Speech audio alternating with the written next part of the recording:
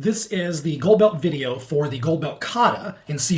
I have the solution open here in Visual Studio. Our goal is to run through this whole Kata, so 10 steps. I'm going to go through these in order. So we'll start off, we want to create a test to demonstrate the as-is functionality. This is a full system test. Go into an actual database, go into the actual file system.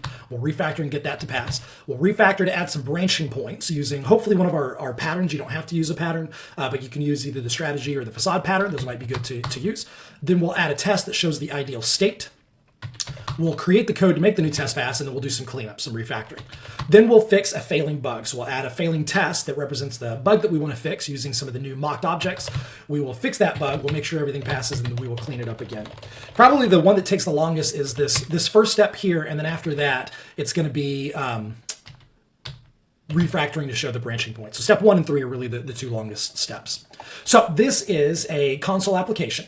I can see that by going to the program CS. I can see the main. There's the console right line. So this is a console application. So we want to start off by testing a console app. So I'll right click. We'll say add new project. And I've used several of these. Let's just use them as tests. I haven't used that one in a while. We'll say acceptance tests and create. Just use the defaults. All right. So a few things we want to change. First off, we're loading transactions. So I'll say transaction loading tests. Then we want to synchronize our packages, our namespaces, and our assembly names. So let me copy this out. And then we'll say, first off, disable nullable for the acceptance test. Our root namespace is going to be that. Our assembly name is going to be that.acceptance tests. All right, so there's that. And then we're going to need to add a reference to the console app. All right, looking good. Let's go ahead and create our first test. So we'll say transaction loading. This is a full system test. And we'll say this is nominal. So it's the normal case. It's the optimal case. So it's our nominal case. This will be example 1. So what I want to do is I basically want to, so let me start off by just making sure we can test the program.cs. So we'll say program, not that one. So program does not exist or it's not accessible. And that's because it's internal. So I'm going to make this public. I'm changing production code. This happens to be not a critical change, so it's generally safe to make something to go from internal to public, but definitely be careful. So program, and now we'll need our import. I also want to change this namespace to match the folder structure. There we go. And then we'll call main. Now main is also not accessible, and that's because it's private. So again, we will make that public, which is generally a safe change to make. And now in here, see args is not being used, so we can just say an empty array. All right, so let's just test that really fast.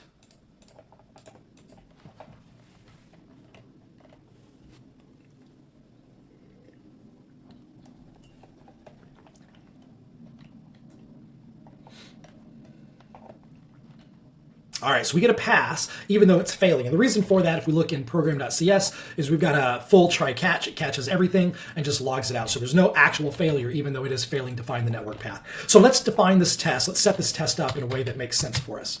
So there are two dependencies. There's a database and there's a file. We're going to read from the file and load into the database. Now, once we do that, we need to make sure that the records that are in the database are the ones that we loaded and nothing else.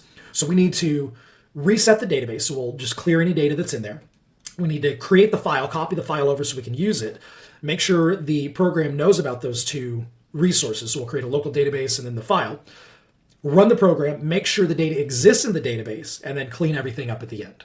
So that's our goal. So let's just run through. I'm going to write code that basically represents that. So we'll start off, we'll say reset database. I'm going to do this in a method instead of doing it directly here. That way my test method looks like policy rather than implementation details.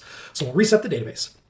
Then we're going to need to copy the file. So let's say string file path, CSV file path equals create example file 1. So that'll create that file for us. Let's say copy and create, because that's really what we're doing. Copy and create example file 1. So there's the CSV file path. Now we need to tell the program that we want to use those. So there's a couple of ways I can do that. I can either create an original version or I could do the override. I'm going to choose the override. It doesn't really matter. Either one is going to work. So I'm going to say override these. So we'll say program.set connection string override. And this will be our local SQL Server connection string. It doesn't exist. I'm making this up as I go. We'll also set the CSV file path. So we'll say set CSV file path override. And there's the CSV file path.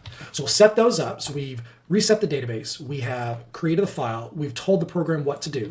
So we're going to need a try and then a finally. And in the finally, we need to reset those. So we'll say reset CSV file path and reset connection string. So we'll reset whatever we did there. Once we run the program, we need to get the transactions, make sure those exist, and we'll need to make sure the file was deleted. So let's do that. The transactions, I could just use this transaction class. It's a dumb data object getter setter, so I could just use that. That makes sense. So we'll say transactions equals retrieve transactions from database. We will assert, so we'll assert that there are 3. Now I could also go down to some of the data, but I'm going to wait on that. I'm going to do that when we get to the later tests, some of the things around the bugs. I'm going to assume that if there are 3, then we probably did actually save everything to the database. Then we also want to make sure the file was deleted. So we'll say are equal true, no, false, file.exists, CSV file path. All right, so that's the structure of my test. Now what I want to do at this point is basically create enough of this that we can get the test to run. So I'm going to start off here creating a few things. I will have to create a couple of methods in program, but when I do that, I'm not going to implement anything. I'm not going to change anything, just enough to get this to run. So here's our test methods. So we'll create, so I know I'm going to need a constant for the connection string, and then we'll have regular methods. Let's do the constant real fast. Private const string. I don't know what that is yet, so I'm going to leave it empty. Now we're going to have some methods. Private static void. I'll leave these private for now. Give myself a little to do. Copy and create example file. Example file 1. And this needs to return a string. We'll return default for now. Now we need to, let me go ahead and do this one in here as well. This is private static transaction array, retrieve transactions from database.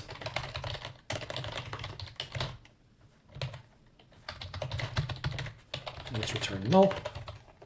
I could just return default. Default will be the default for the type, which in this case is null. That's the new recommendation, is to use default instead of null for any nullable types. All right, and then, so these 2 methods, or these 4 methods, I'm going to need to create on program.cs. So I'm going to go ahead and just auto-generate those really fast. So control period and enter. All right, go to definition. So I like to alphabetize. So I'm going to go and alphabetize these really fast. Connection CSV, there we go.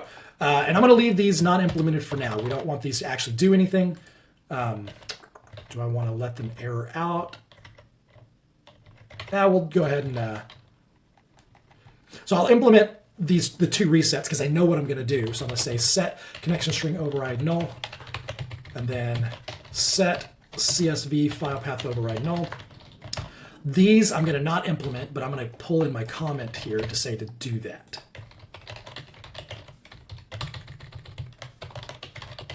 All right, so far I've only added anything into this class. I haven't changed anything. Let me reformat. It likes to change my formatting. All right, so that all looks good. Let's go ahead and see if we can run the test. I should get a failure somewhere.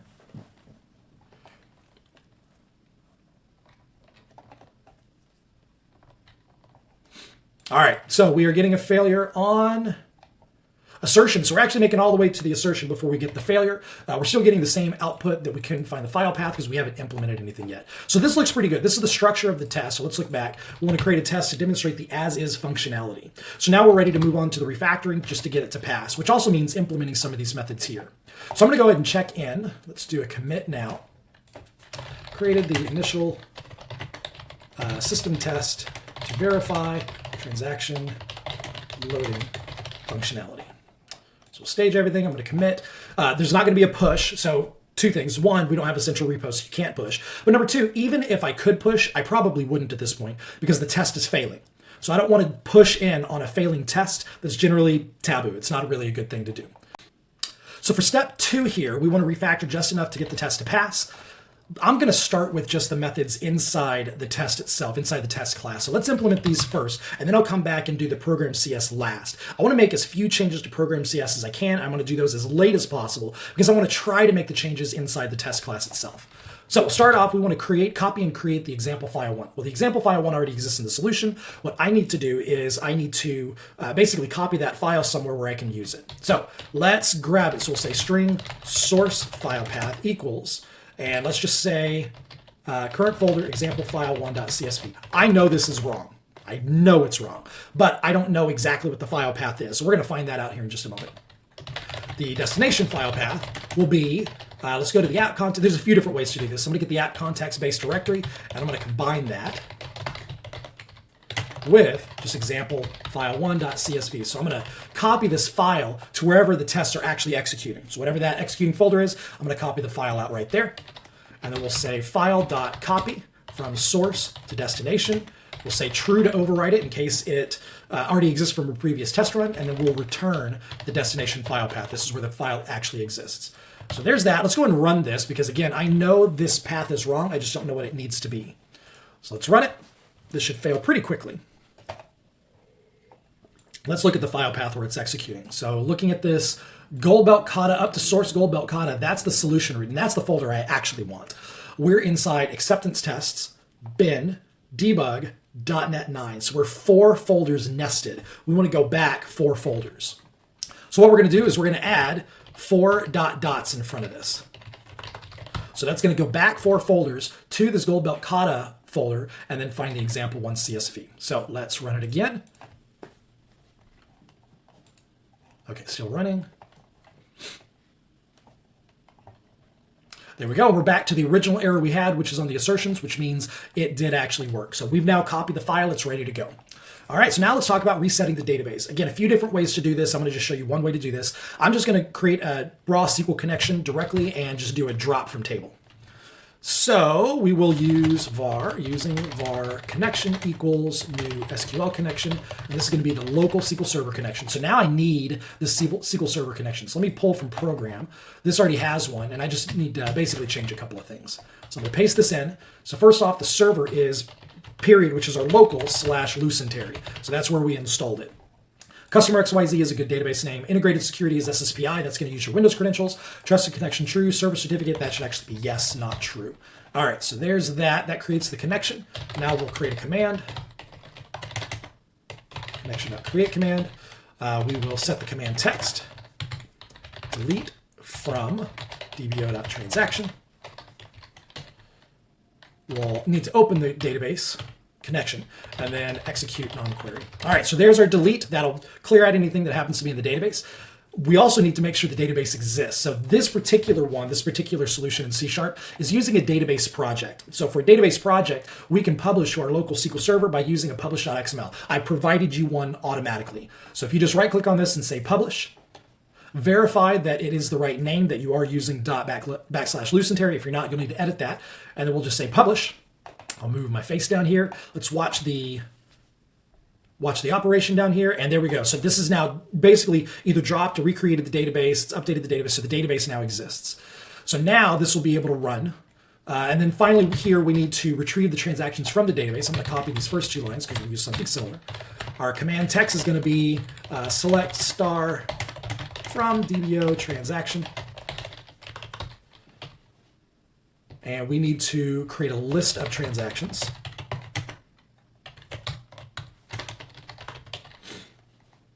We'll now say open the database connection using var reader is command execute reader.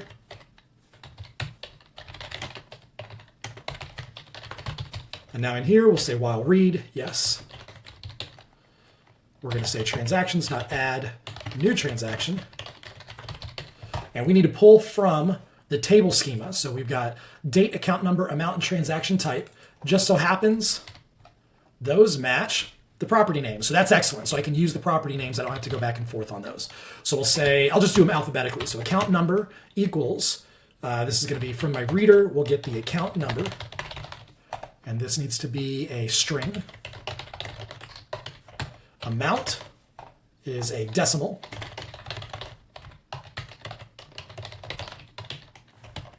Date time, reader, date. And then finally, transaction type, this is also a string, transaction type. All right, so you might be tempted to do something like name of account number. So you do transaction.account number. That might be tempting to do since this and this match each other. The column name and the property name match each other. I would argue against it. That is a coincidence that we happen to name those the same. That is not by design. So in this case, I would actually just do this as a hard-coded string because we may decide to change the column names later or change the property names later. And we wouldn't want everything to break if we do that. So that's basically the logic there. Let's go ahead and rerun the test now. And I'm expecting a new error, but on the same line. I'm expecting instead of an object reference, we're going to get an assertion error. Let's see if that works. Yes. So we now get assertion 3 does not equal 0. So it did connect to the database and it retrieved. I know that because it actually got 0 instead of an exception. So it retrieved 0 records, but we expected 3. So this all looks pretty good. I think we're in good shape here. I'm going to collapse those to definitions. And now we're ready to get the test to actually pass. So the first thing we want to do is implement our set connection string override and set CSV file path override.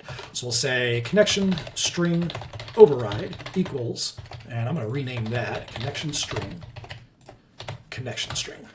There we go. And then we'll do the same thing, CSV file path override equals, no, don't fix it, equals CSV file path. There we go. All right, so let's go ahead and create these fields now.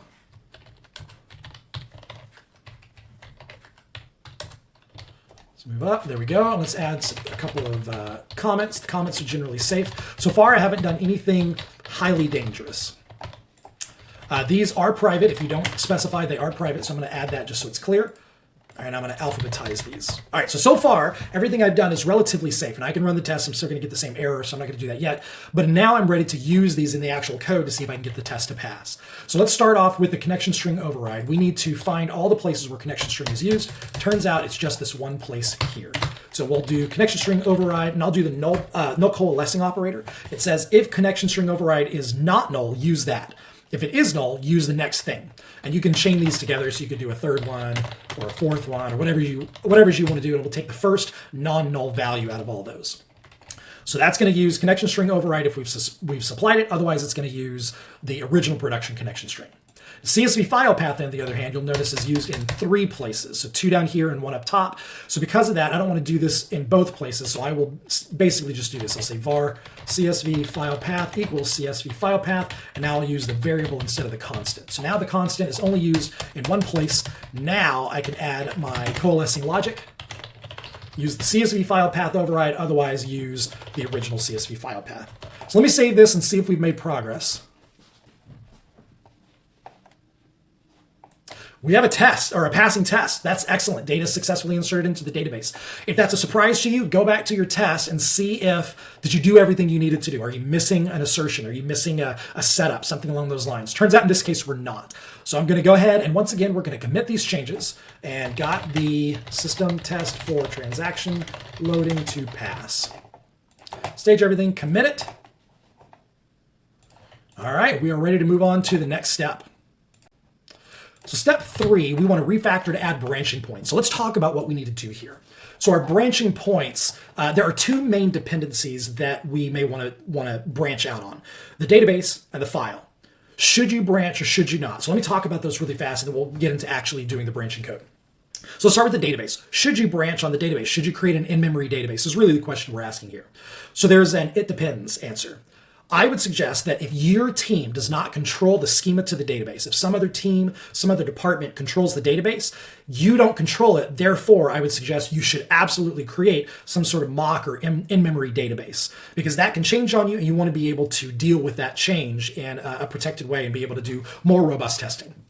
If, however, your team controls the database schema, so if your team actually makes column changes, database changes, you deploy them with your app, then I would suggest that doing a branching strategy on this probably doesn't make a lot of sense.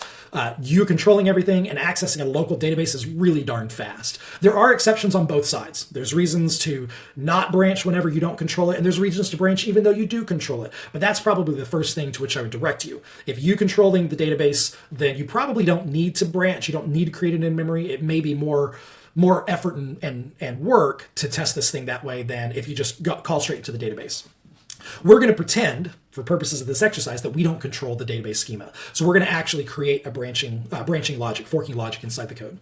So now let's switch gears and talk about files. why would you want to create branching strategy on files? Said another way, why would you want to create some sort of in-memory or file reader type implementation instead of just going straight to the file system? So this one in general is a good idea. And the reason for that is if you have any kind of need to test what happens when you try to read a file that doesn't exist, that has permissions problems, that has a file lock problem, some other application has opened it up and you can't get access to it, the file gets deleted halfway through your operations. These are things that can happen and are very difficult to simulate in tests. So what we're able to do by mocking this out is we can create those specific error conditions and test our application for that. So let's take the permissions problem, for example. And if I were going to automate this, what I would need to do is my test process would create the file, would copy the file and create it in the destination source or the destination path. Once I create that, I now need to change the permissions. Now keep in mind, the test process is going to access the file. So I change the permissions using the test process to remove permissions for the test process. Well, that's a problem because if I need to delete the file or recreate it later, the test process no longer has permissions to it. You can do that, by the way. And now you've run into a deadlock condition where you need somebody with administrator rights to go in and change the settings for the file so that you can clean that back up. So that's a bad suggestion. Alternatively, we could run the process, the actual process, under a different account than the test process. So the test process would change the file permissions for that account, but that would mean that we would need to change the code to use a new process, a new identity, new login, and use those credentials. And now we have to change all sorts of stuff inside our code. So hopefully it's starting to be clear. This is a nightmare. However, if I do an in-memory representation of that, I do a file reader, then I can just throw a file permissions error. Now I can simulate it without actually having to go into the operating system to do it. So that's the idea behind that. So those are the reasons you might want to mock these out. We're going to do both of them. Mocking these out, there's lots of ways to do these. I'm going to suggest using a facade and or strategy pattern. For these, I'm going to see if I can use one of each. You could use strategy on both. You could use facade on both. You could use neither and do something else. I'm not going to judge you on exactly which one you use, but I do recommend, since we're learning strategy and facade as a part of the gold belt, I'm going to recommend try to use at least one of those as a part of your implementation. So I'm going to try to use both. I'm going to try to use a facade pattern and a strategy pattern. So with that, step 3, we want to refactor to add branching points in our code just enough to be able to show that the test still passes. So let's go into our program CS. Let's look down. Let's start with the database. So looking at the database, we've got insert. Well, let's first look and see where are we using it. Connection string is only used inside the insert database and insert transactions into database. Therefore, this is the only method that we're going to need to change for the database access. We're just inserting. This is just an insert. It's a non-query, so we're not returning anything. It's just a simple insert into the database. So I could do a strategy pattern. I can think of a way that I could do a strategy pattern. I could probably do a facade pattern where I hide the fact that I'm using the SQL connection. Because of the nature of the file system, I'm going to want to use the strategy pattern there. So for this video, I'm going to choose the facade pattern. In the real world, I probably would do a strategy pattern on both, but I want you to see how we could use each one in different ways. So I'm going to use a facade. I'm basically going to set up my facade to hide the fact that we're using the SQL Server connection. What we want to do then is we want to create our database. So we'll create a database class. Let's do, does it need a var? Let's say it doesn't need a var. So what we'll do is just say, or using rather, sorry. So we'll say var database. We'll just call it a database for now. Equals new database. And when we do that, we're going to give it the connection string. So I'm going to write some code that kind of simulates some of the things we're doing. So notice what's coming in. We've got transactions. We've got connection string. We're going to need to pass the connection string. We're going to need to pass the command text. We're going to need to pass the values, make sure those come in as we go through these. So here's our database. I've created a database with a connection string. Now we're going to loop over the transactions. So we'll say for each var transaction in transactions. Now notice we're also calling connection.open. The reason we're doing that before we loop is so we don't open and close the connection each time. That feels like a good thing to do as well. So we'll say database.open. So knowing that I'm opening means I'm going to keep hold of a connection. That means my facade needs to also implement disposable. So I do want to add a user. I'm designing this as I go. I'm thinking through what needs to happen and creating these designs as I go. So I don't know what I'm going to do. I'm kind of making this up on the fly. All right, so we've got a using now. This database connection needs to make sure it's closed. We'll go through for each transaction. We'll say transaction dot. So we need to grab the values out. What we're going to do now is we're going to say I want to insert into this thing. So I can either issue the command. So I could do something like database.execute statement, and I could do the insert into. I could do that. I could do something like insert transaction, where it's a little more business object focused, where it's more domain focused. And then I could just pass the different values or even the whole object itself. So I could say transaction type, transaction amount, or I could just pass the whole object itself. So a few different ways I can do this. So thinking through what I want to do, this is going to be an in-memory representation. What we want to do is make sure that we're getting the values back. We're not necessarily checking the SQL syntax, although that would be interesting to do. All we really want to do is make sure that the records do get called to be inserted, and then in our test, we want to make sure those records got inserted. So they were called to be inserted. So I'm going to do one of the latter. I'm going to basically say transaction.insert database.insert transaction. And I'm going to just give it the whole transaction. I'm going to make sure that whole transaction is passed in. That is going to be probably the simplest for what I need to do. There's reasons to not do that. There's reasons to actually pass the whole SQL syntax I want. Then I can verify through my test what SQL syntax was executed, what was sent, and I can make sure that it was the right command. So there's reasons you might want to do that. You can check the parameters. There's reasons to do that. If you're going to do an actual in-memory database, there's reasons to settle on common SQL syntax so that we could use something like SQLite. So lots of different ways you can do this. I'm just going to do something simple because thinking ahead, I think I can get away with something that's pretty simple and pretty clean. All right, so there's that. That'll insert that transaction. And then it closes, it's done. So that really is all we need to do here. That's what this whole thing is going to turn into from my facade. So let's create our facade now. So I'm going to right click, add new class. This is a database. Not my favorite name. Database isn't a great name. We can come up with a better name later, but we'll just leave it alone for now. So there's that. I know this needs to implement iDisposable because I have it with a using block. And I know that the constructor, I'll use the condensed constructor. The constructor needs to take the connection string. Let's implement iDisposable with the dispose pattern. I'm going to rename some of these things. If you haven't used the dispose pattern, this is beyond the scope of what you need to do here. Just follow along. This is a specific .NET implementation. So we'll say is dispose. I'm going to rename that. Public rule, this is our methods. We don't need this to be virtual. Actually, we're going to make this class sealed so we can derive from it, at least for now. There's our finalizer, so let's move this up.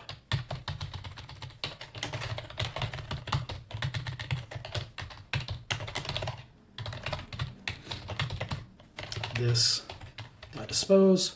All right, so there's all of that. We've got our main dispose. That looks good. We'll get rid of these. Yeah.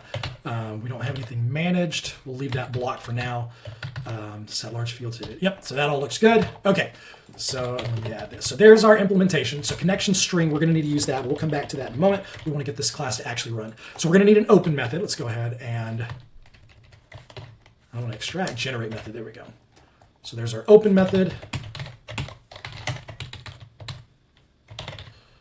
Insert transaction.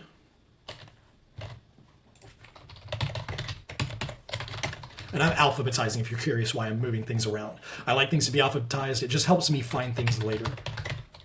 And then if it's the same method, this is a method overload, I generally do the fewer arguments first and then I do additional arguments later. So it's just a way to organize the code. It helps me find things later on. All right, so that all looks good. That basically is going to be the code there. Now, one of the other things is this transaction class. I'm going to leave this alone for now. We're going to come back and do that as a part of the refactor. I want to move this out of this file. It really shouldn't be in this file. All right, so that's all looking good. Basically, from here now, what I want to do is I want to take this code here, and I want to move it into insert transaction. Oh, I lost my clipboard. All right, so there's our query. We're going to take the query, the exact same thing we've got. We're going to need our connection. So that creates our command, that executes everything from the transaction string. So that all looks pretty good. Now we do need the connection, and we're going to do that as a part of connection.open. So let's go and do that. So what we're going to need is a private SQL connection. And this is going to be in open.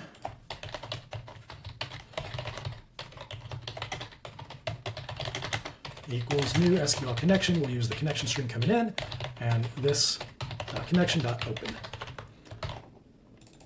Did I misspell it? I did. All right, so that looks good. That gets rid of all of this code. This is a very dangerous thing, but the fact that we already have a test passing means that I feel a lot better about being able to do this. So I'm going to delete all this code, run through here. Let's get rid of our usings we don't need.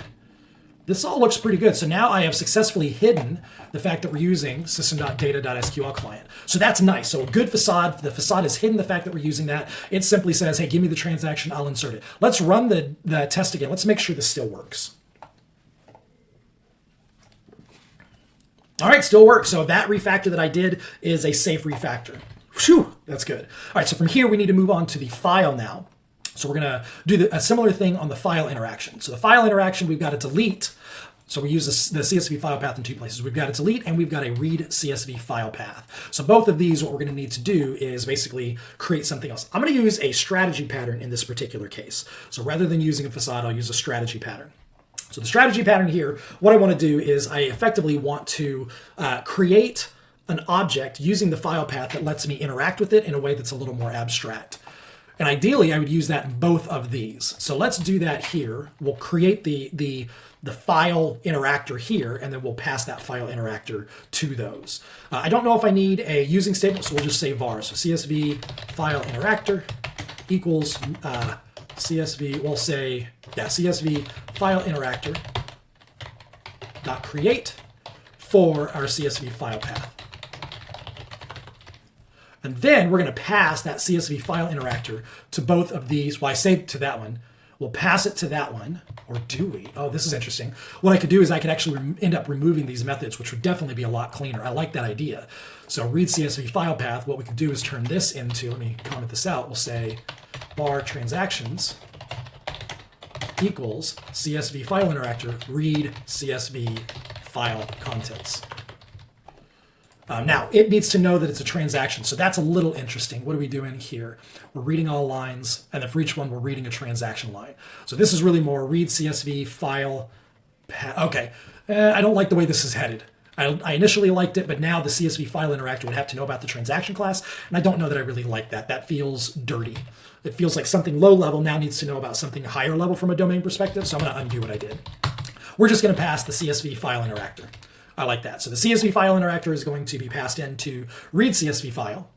So this will now be CSV file interactor.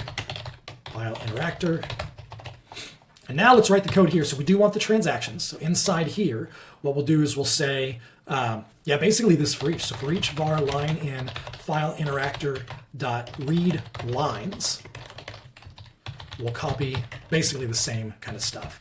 So this one's not going to look terribly different than what it did. Just a few differences here and there. So that'll be the read. And then the delete, we can call that directly. So instead of file delete, what we'll do is CSV file interactor dot delete file.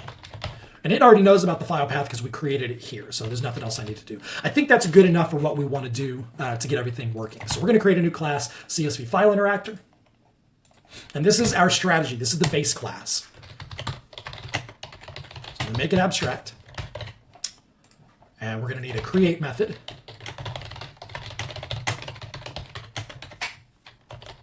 This needs the file path. So come back to that in a moment. There we go. Did I return static? Yes, okay. And then we'll need a delete file method. So this will be abstract because I don't want to implement it yet. Delete file. And then we'll need read lines. And again, I'm going to make this abstract. We'll just return IEnumerable of string. We don't need it to be anything more than that. That'll let me return an array or a list or an iterator, a yield, all sorts of different things I can do. So we'll just leave that alone. All right, there we go. So all of that is now looking good. I'm going to go ahead and delete the commented out code. I'm going to leave it for now because I'm going to come back to that. I need to implement that. So the first thing we need to do is, for now, because we're not doing the actual logic yet, we just want to make it work as it did, is when we create one of these, we're going to return a new file-based CSV file interactor. I just made that file-based name up. So file-based CSV file interactor. Let's create that class.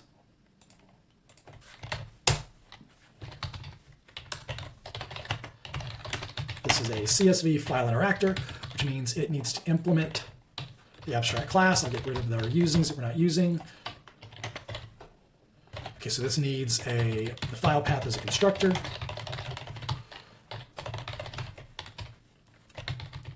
All right, so delete file, what are we doing? File.delete. Read lines, what are we doing? File.read all lines.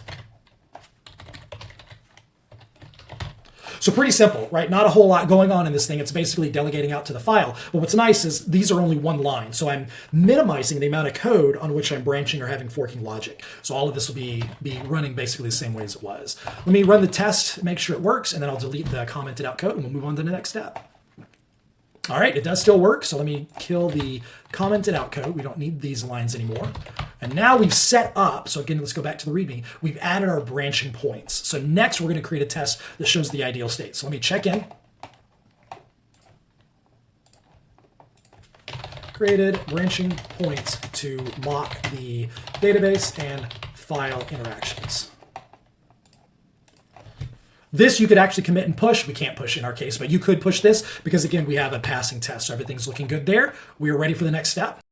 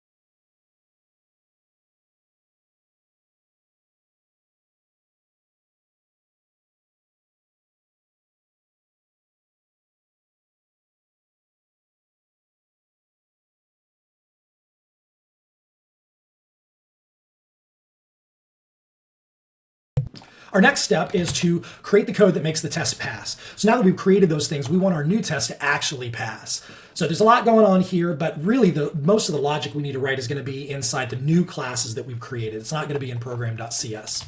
So in here, what we need to do is, let's start with the database provider. That one's going to be a little trickier. But the database provider, what we want to do is we want to tell the database that we are using us as the provider. So in this case, we want to say, all right, when you're inserting, give me the record instead. So this is a little tricky to do with the facade pattern. Let's look back at the database class again. So the database class, the only thing that's really in here, so we've got the destructor, that's part of dispose, so that's noise. We've got dispose, we've got open, and we've got insert transaction. So open and insert transaction, basically, open we don't really care about. If it calls, we don't really want to do anything with it. Insert transaction is what we really want. So if they insert the transaction, we want to hold on to that so we can use it. So I'm going to create an in-memory database that's custom. You ready for this? All right, here we go. So we're going to tell the database that we want to use, let's say, intercept insert transaction command. And what we're going to do is, when that happens, and actually we'll say given a transaction,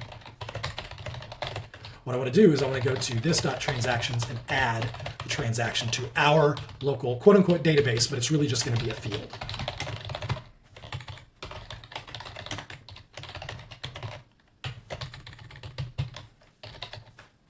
No. There we go. All right, so that's really all we're doing. So we're saying anytime there's going to be an insert transaction command, just add it to my list. And then when I'm done, I can pull that back out.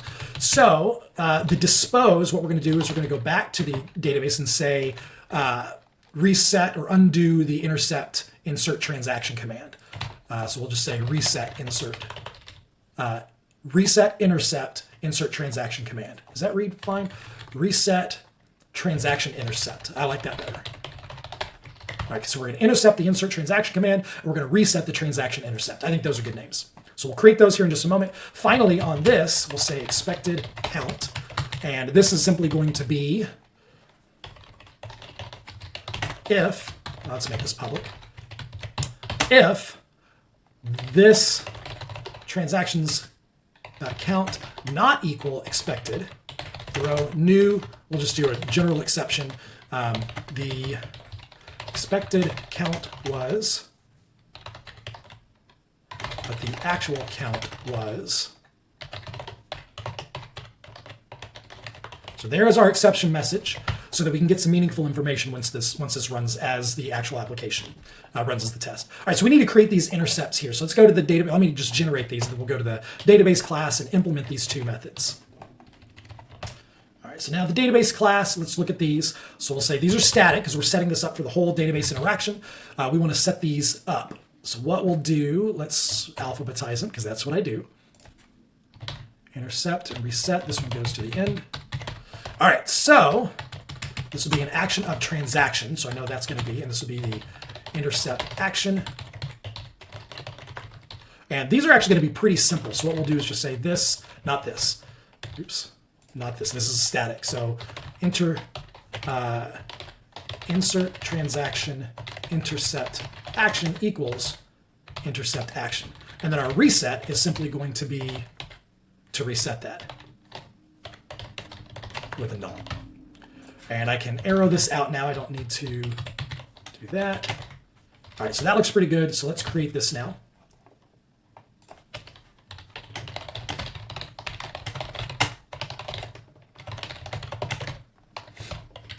All right, so now we've got that set up. It's ready to use. Everything's looking good, but we're not actually using it. We haven't changed any functionality. So now what we need to do is we need to use that. So there's two places I'm going to do this, open and insert. So in open, what I'll do is I'll say if this, not this, insert transaction step not equal null. We'll just do a guard clause. So if it is null, don't do anything, return. That means we're intercepting. If it's not intercepting, then we want to go ahead and open up our database connection the way we normally would. So this is just doing a quick interception. We're saying if we're intercepting these, don't actually open up a database command. Otherwise, we'll do the same thing here. So again, if insert transaction not equal null, then we will call that with the transaction and then exit.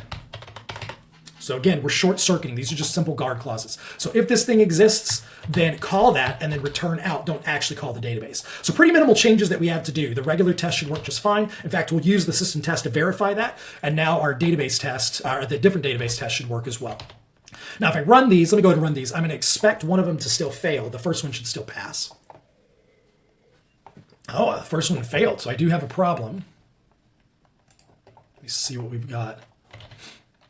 I think I may have a Boolean logic problem. Let's go back to the database. If that is, I'm sorry, if that's not equal to null. Yep, I had a problem. So both of those should be if it's not equal to null, then short circuit. Let me try that again.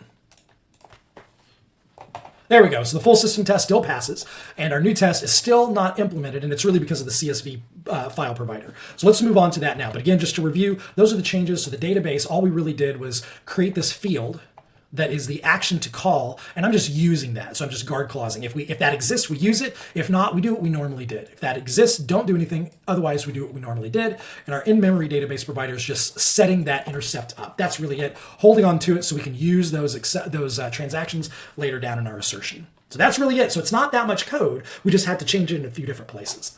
We're going to do the same thing with the CSV file, in-memory CSV file interactor provider. Now this one, we're going to do things a little bit differently. What we want to do is we want to set up and say, go to the CSV file interactor, and we're going to say set initializer. So when you create one of these things, what I want you to do is create one of these other things instead. So we'll say, given a CSV file path, and so I'm going to make this a little more complicated than we need to because you could theoretically create several of these. So I'm going to hold on to those as we need to. So we'll say fields, private dictionary, string to in-memory CSV file interactor, not the provider. So this is a different class.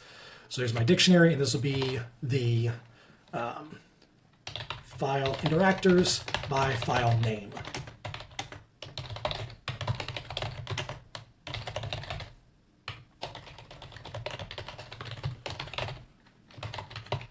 And I'm going to say ignore case for the key because Windows is not case sensitive by default. All right, so there's that. So we'll say set this up. So when we do that, what we're going to do is we're going to say var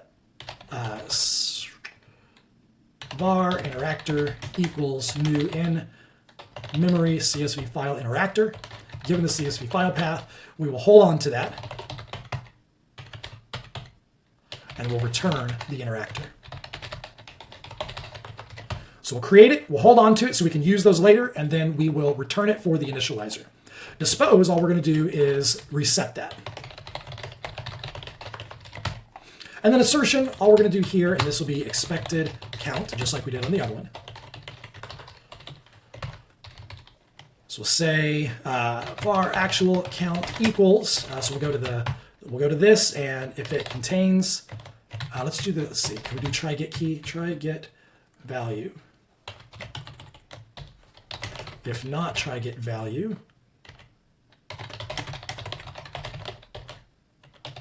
This would be throw, new exception, file path, oops, was never called. So if it doesn't exist at all, nobody ever initiated that file path. Otherwise, we will have the count, and we'll simply say, in memory, so we'll go to that and say interactor dot assert interactor dot assert file deletion count to expected count. So we'll defer to that other class to do the rest of it. So let's go ahead and create the in-memory version now. So this is a new class. We'll add a new class that's an in-memory CSV file interactor. This is different from the provider. The provider is providing this in-memory version of it. So we'll create that. We'll derive from the CSV file interactor. We are going to need to implement a couple of methods. Now we'll need to set our initializer. So back to the base class. Let's go ahead and create those.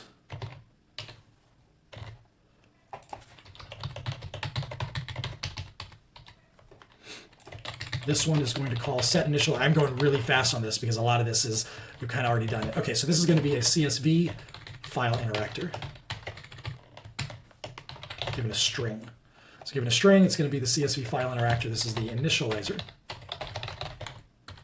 And all we're going to do here is just hold on to that.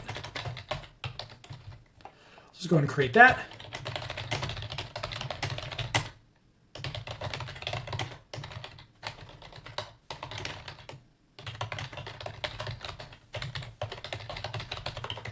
All right, so there's that. That's all ready to go. I'm going to go ahead and finish this class really fast, just so that it's done. So what we're going to do is, much like we did with the facade, if initializer not equal to null, then we'll return the invocation. Otherwise, we return our normal one.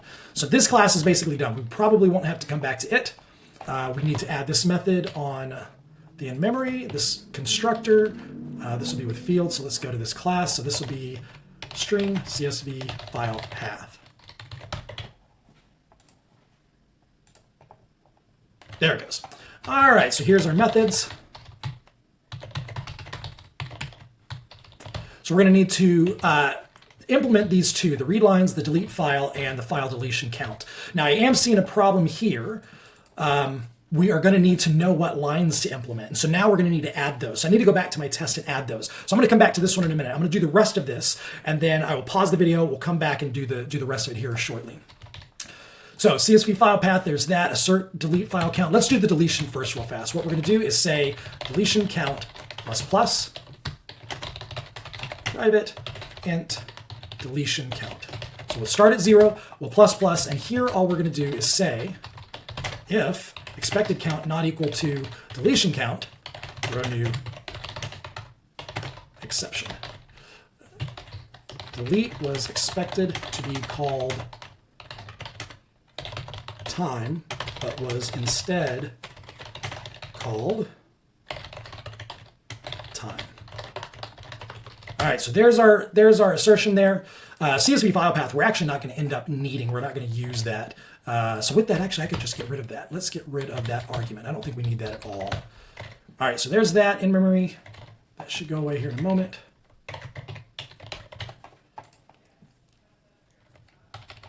There it goes. So that's cleaned up. So the read lines is what we need to implement. So in order to do that, we're going to need to get the content from the test. So I did miss this earlier. Let's go ahead and get back to that. So let's head back to our test. There we go. So inside our test, we're creating our CSV file interactor provider. We're going to need to tell the provider which file to use. So we're going to need that as a part of this file here. So there's a few different ways, again, we can do this. We can point to a physical file. We can load the file up and get the contents. I'm going to probably do the latter. So let's say, so how do I want to do this? Let's create an example file contents class, and we'll say example file 1.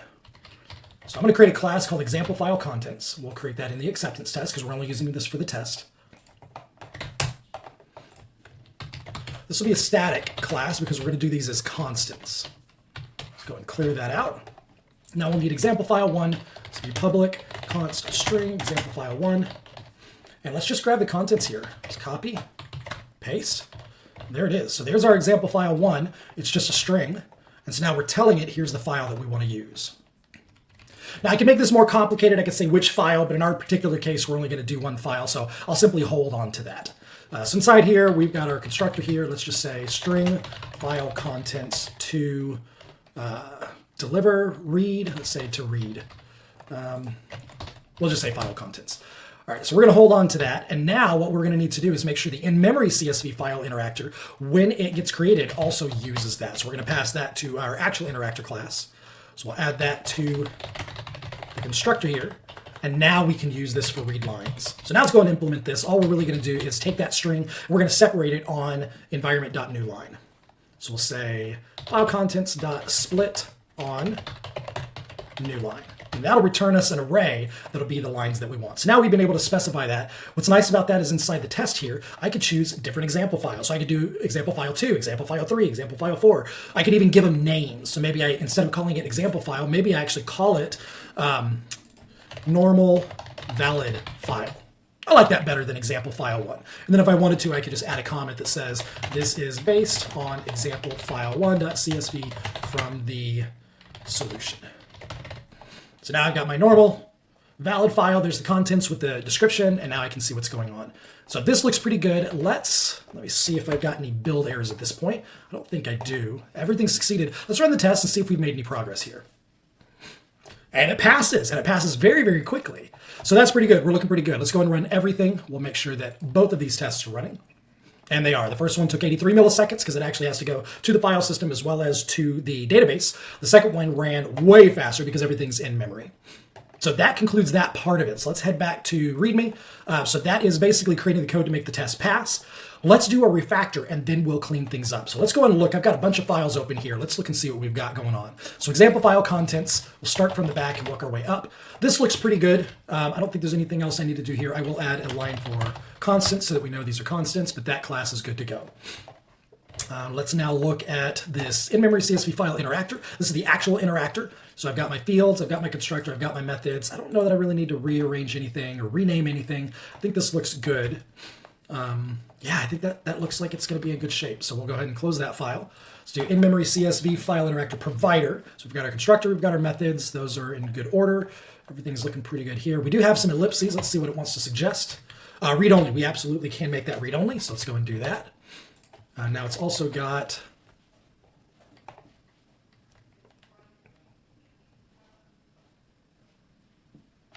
so it wants to do this in the constructor. I don't know that we need to do that. Or it takes that. I don't want to do that.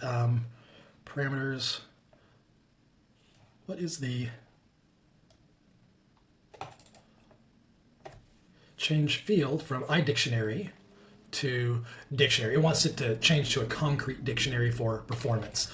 I'm not going to do that. That feels like a bad idea. It might improve performance a little bit, but the reality is if I need to change this to something besides a concrete dictionary, I want that flexibility to do so. So what it's wanting to do is change this to a big D for the dictionary. I want to leave it as iDictionary, which is the base interface.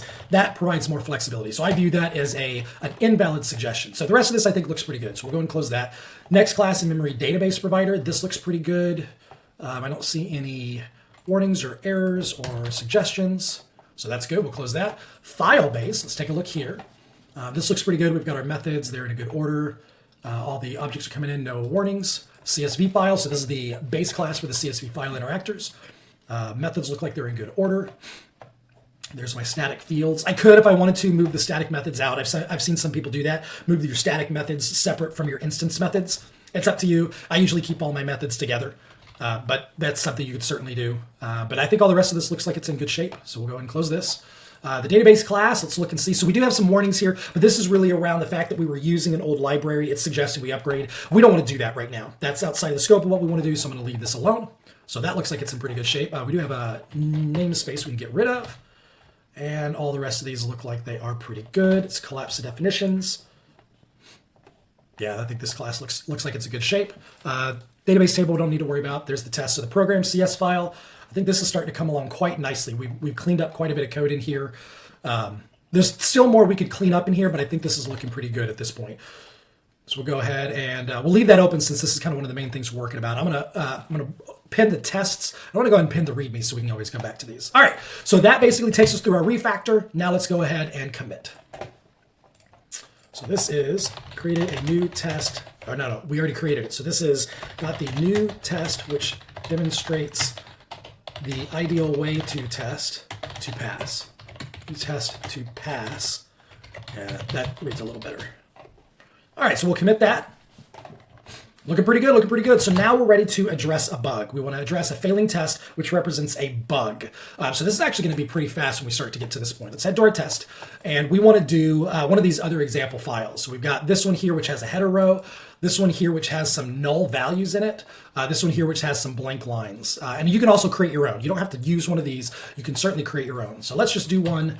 So what I'm going to do is I'm going to copy and paste this test, because this is the ideal test. So copy and paste this test, and we'll say with header row. And now this will be with header row. So we'll copy these contents, go to our constants class, public const string with header row. And we'll add a comment here just so we know. This is based on example file2.csv. from the solution. Give that a moment to catch up. There it goes. All right, so perfect. We are basically pulling this in. Now, we would expect this to succeed, and we would expect it to be the same. Looking at the contents for this, there are 3 records. There's just a header row that we want to ignore. So that's the idea here.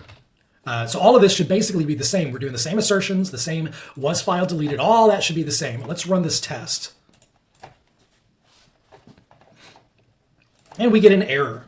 So we expected 3, the count was actually 0. What happened? Well, it failed to load the file at all. We basically had an error. The string DT was not recognized as a valid date time. Right? So there's something in here that's trying to parse the values out, and what it found is that it found this header row. So we need to figure out how to fix this. How do you fix this? There's lots of ways to do this. There's some things we're going to have to ask our business users. Does the header row always look like this? Are they always the same header names? If it is, we can just hard code this into the test or into the actual code and verify that that's there. We could also say if it's the first row, we could just put that in a try catch. If the first row fails, then we move on. So there's a few different ways we can do this. We could also look at the split and say, do these look like they're all strings rather than dates and numbers? So lots of different ways you can do this. And we're going to kind of invent this as we go. I'm going to make it easy. I'm going to assume that they always give us the same headers. So let's say we had a conversation with our business people and they confirm that. So what we want to do is say, if this is one of the rows, we're going to simply skip that row. So let's go and look at our CSV file interactor. So the CSV file interactor, we've got our read lines method. So the read lines at this point, what we want to do is we want to skip it if it's the first row. I've got a couple options on how I could do this. I could turn this method into a concrete method and create a new abstract method. That's one way to go, and then I could put the logic there. I could also go back to program.cs and do the logic here inside, where are we? Read CSV file. So I can basically do the check here and say if the first line is that, then we're going to skip that line. So I'm going to actually do that. That seems like it's the pretty easy, simplest way to do things. We already have business logic here that's dealing with some of this, so we'll simply skip that. So let's say if, now I could look and see if it's the first line or if it's the last line. I could do something like that. In fact, why don't we do that? Let's say if it's the first line, because I could just simply say if line equals that, then skip it. But what happens if it's in the middle? That may be something else that's going on. I may want to let that file error because maybe somebody tried to put 2 files together and maybe there's a problem. So I don't necessarily want to do that. So let's assume that it has to be the first line. So what we're going to do is we're going to change this a little bit. We'll say var lines equals file interactor dot read lines, and we will simply read from lines. So now we've got a variable. We'll say if lines dot first or default equals this. So the reason I'm doing first or default is because maybe there's no lines. So if there's no lines, first would error out. Default means if there are no lines, then give me a null. So if the first one is this value, then what we'll do is say lines equals lines dot skip 1. So we're going to skip the first line. That's really all we need to do to skip that first line in C#. So now that I've got that, let's go back. Let's rerun our test. I think I fixed the production problem. There it is. So that basically figures out how to do that. So let's go back to our README. We've now fixed the bug in the code. So we've done both of these. We created a failing test. We fixed the bug. Let's make sure all the tests pass.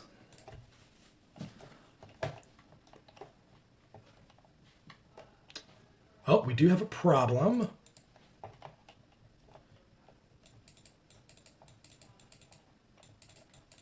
An item with the same key. Oh, it is.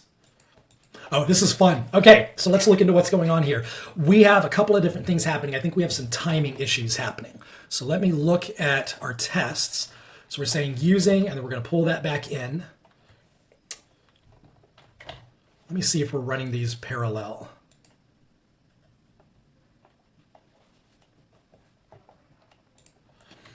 So I think let me pause real quick. What we're having happen is all of these tests, or these 2 tests failed with some very interesting errors happening. One of them, you can see we had a network-related issue. The server was not found, so it's actually trying to connect to the database. And the other was an item with the same key has already been added, which makes it sound like we used the collection from a previous test run. Let me run this again and make sure that that does work the same way. Yeah, so the first one passed, the second one failed, or the second one's still running, the third one failed, and the second one's probably going to fail as well. So I think we have a test runner problem here. Well, I say that. There's a number of things that could be happening.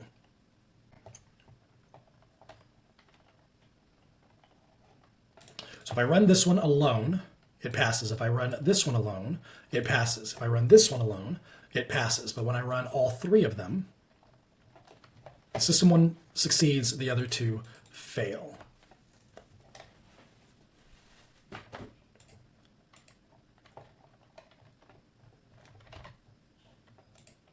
So let's start with the first one. An item with the same key has already been added. This is in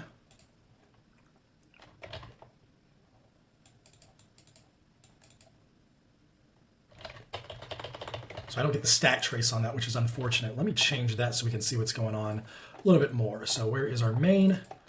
So exception.message, we're going to change this to toString. We're going to get the whole error in here. We're going to run this again, and we're going to see what happens. All right, so this is in-memory CSV file interactor provider. That's what I expected. Line 13. Yeah, so this file interactors dot add. So private read only we're adding. So this is somehow called twice.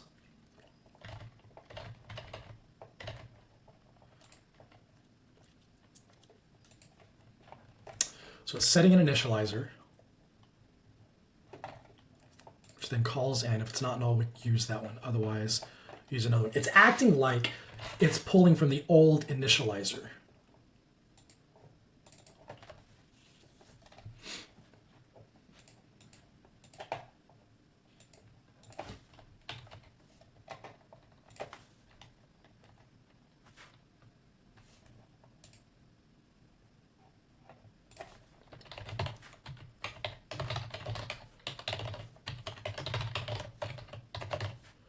So I'm going to try explicitly disposing these and see if that does anything. It shouldn't, but I'm at a loss for why this is failing.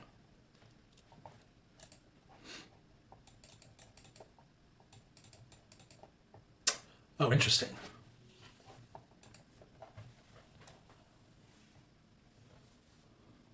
Concurrency problems. A concurrent update was performed on this collection. Yeah, there is something happening where it is running something in parallel. There is a threading problem going on. That is what's happening.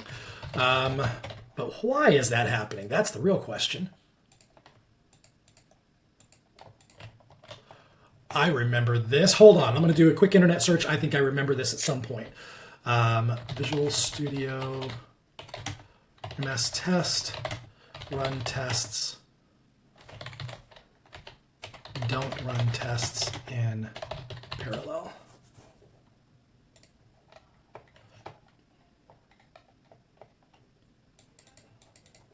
I think I can do this on the assembly. This is, so I think by default, I don't know if this is the same case as on the X unit or the N unit. I'm not sure. I'd have to test. But I know with, with MS Test, we have this parallelize. So let's change this. Execution scope. Parallelize. Let me see if there is a... Is there a do not parallelize? Yes. All right, let's try this now. I'm going to change this attribute. This is in MS Test settings. We're going to rerun the tests. Ha! That's it. Thanks, Microsoft. So by default, let me undo this so you can see what that looks like. By default, this parallelize at the method level is there, so it'll parallelize the methods. I could change that to the class so that only classes are parallelized, but that's going to run into problems as well. Really, I don't want these parallelized. Parallelize theoretically would potentially speed up your tests. That's why you would do it, because you can run some of the tests simultaneously on the same machine. That's particularly true if you have resource bottlenecks and things like that. I don't want these parallelized. I really wish they didn't do that out of the box. So now we have our tests passing. That makes a lot of sense. All right, let's head back to our README. We assure they all pass. We could do one more refactor, but honestly, I think we're in good shape. So let's just go through these files real fast. This is looking good. I'll just add a line here. I think that looks better. So we'll close that file. We don't need that. Example file contents, that looks good. CSV file interactor, everything looks good there. I'll add a little space there. Provider, this all looks good. I didn't really change anything. And then in-memory database provider, that all looks good as well. Back to the README. That is it. We'll do one more commit. Fixed a bug where CSV files with a header were not processing correctly. We'll say header row. Oh yeah, I got a stage. There it is. There's all my check-ins. That concludes the Gold Belt Kata for C# with a little fun thing at the end that was a surprise by Microsoft.